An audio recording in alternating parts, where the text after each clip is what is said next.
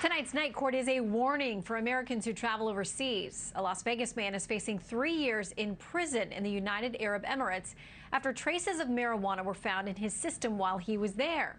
Peter Clark, you see here, says he consumed the drug legally in Las Vegas just before days that he arrived in Dubai. While Clark says he did not bring any drugs into the UAE, the Arab nation treats even residual amounts found in the body as possession. So Clark, we're told, is currently on a no-fly list and cannot leave that country until prosecutors decide if he's going to face a court hearing and what happens next. Let's bring in tonight's Legal Eagles. Criminal defense attorney David Bruno and data privacy specialist and attorney Sarah Gounder. Thank you both for being with us. Thanks for having me.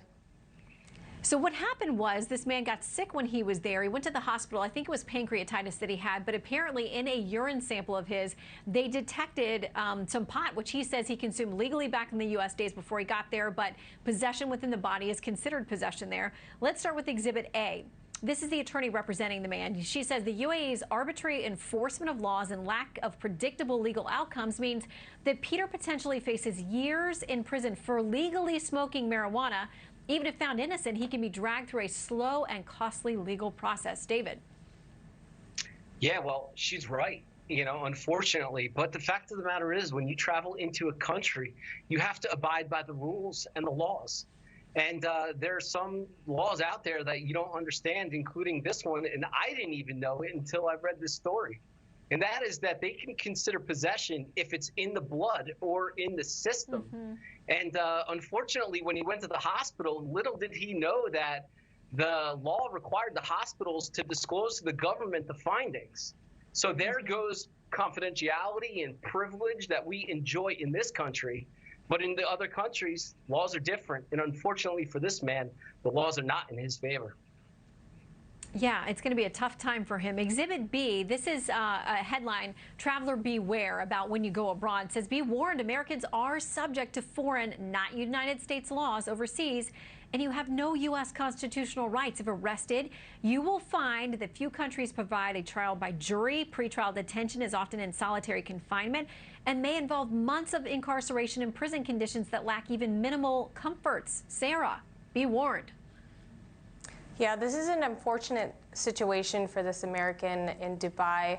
I look at the charge in front of him, and I look at potentially 3 years in jail, a legal fine, potential legal fees, and living costs of up to $100,000 for an inefficient legal system. And I will make 2 points here. So one, we have to look at the arbitrary application of this law and basically how it is applied and how the substance is found in his system. It has to be through a willing test, and also it could be through a second offense. And secondly, I do want to point out that you have to look at the law itself too. And in the law itself, there is disproportionate punishment itself. And so you look at the higher crimes and higher punishments and higher rates for trafficking that is involved here and harm that is caused as well. And there's higher punishments for those areas. And just some of the notable foreign offenses here that foreigners have been caught with.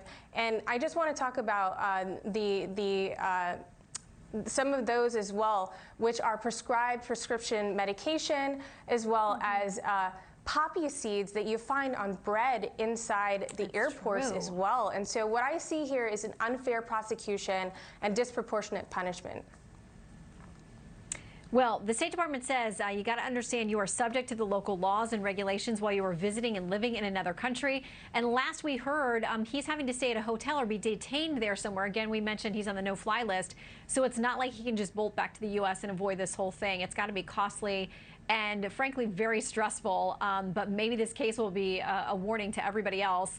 You got to follow the local laws while you're there. David and Sarah, thank you both for making your arguments tonight. We'll put it to folks at home. They are the jury. Use the hashtag Night Court and tweet me at Shannon Bream or at Fox News Night. Thank you both. See you soon. Thank you. Thank you, Shannon. Have a good night.